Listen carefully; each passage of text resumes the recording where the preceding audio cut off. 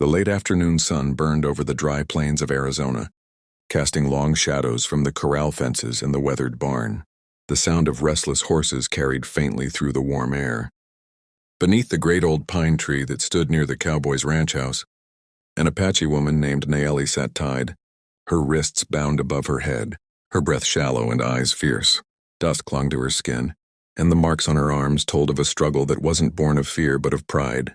She had been captured that morning after being found near the edge of the ranch, suspected of being one of the scouts helping a group of raiders who had been stealing horses. The cowboy who found her, Ethan Cole, was known among the townsfolk as a man of quiet judgment. Hard, fair, and haunted by a past that left him wary of trusting anyone.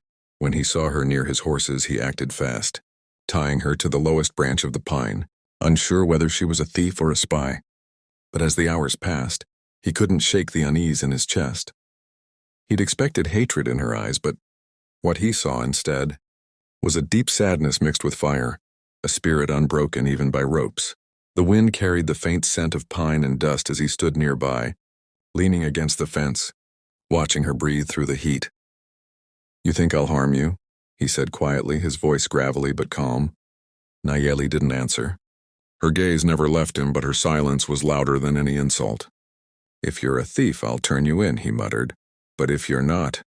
His voice faded because deep down, Ethan already knew she wasn't like the others. As the day faded into dusk, he brought her water. Her cracked lips trembled, but pride kept her from asking. He raised the tin cup anyway. "Drink," he said softly. She hesitated before finally accepting the water, eyes locked on his. Something shifted between them, a quiet understanding, born not from words but from the simple act of kindness where cruelty was expected. When the night came, the stars scattered across the dark sky like silver dust. Ethan sat by the campfire near her, his rifle resting against his knee. "You can hate me all you want," he said, staring into the flames. "But I'm not the kind of man who hurts women." Nayeli turned her head slightly, her braids swaying with the breeze. For the first time, her voice broke the silence. "Then why am I tied?" she asked in a whisper that carried both defiance and despair. Ethan had no answer. Maybe he was afraid of trusting a stranger, afraid of being wrong again. He'd lost everything once because he believed someone he shouldn't have.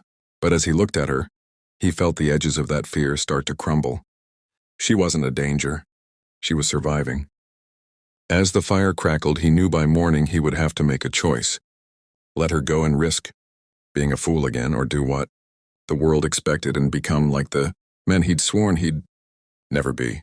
The dawn broke soft and golden, over the ranch, painting the plains with light. Ethan hadn't slept. He'd watched the horizon and the woman tied to the pine tree, his conscience burning like the coals of the dying fire. When the first rays touched her face, she looked peaceful despite the ropes.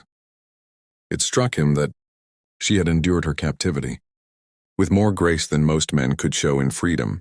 Slowly he rose and walked toward her, the crunch of his boots on dry grass the only sound. She watched him closely as he untied the knots, her wrists falling free at last. For a moment, she didn't move, just rubbed the soreness and stared at him, confused. "You're free," Ethan said simply. She frowned. "You think letting me go makes you good?" He sighed, stepping back. "No, but it makes me human again." Her gaze softened slightly. She expected anger or cruelty, but what she saw was guilt and weariness. "Why did you tie me?" she finally asked. He looked away. "Because fear's a hard thing to unlearn." Nayeli stood, stretching her arms, her spirit still unbroken. "And why free me now?" He met her eyes. "Because mercy's harder to live without." For a long moment, they stood in silence, the wind carrying whispers through the grass. She turned toward the open plains, the direction of her people. Then she stopped and looked back. "You judged me before knowing me," she said quietly. "Now you know what it feels like to be caged by fear." Ethan nodded. Words caught in his throat. "Maybe I needed to." Before leaving, she glanced toward the barn where his horses grazed peacefully. "You're not like the others," she said softly. "Don't let the world turn you into them." Then she disappeared into the morning haze, her figure fading into the horizon. Ethan stood alone beneath the pine tree, staring at the loose rope that once bound her. In that silence, he realized he hadn't just freed her, he'd freed himself from years of bitterness and mistrust. He walked back toward his ranch, feeling something he hadn't in years: peace. The old wounds of the past began to close with every step. And though he knew he'd likely never see her again, a part of her spirit stayed with him, the courage to trust again, to see humanity even in those the world taught him to fear.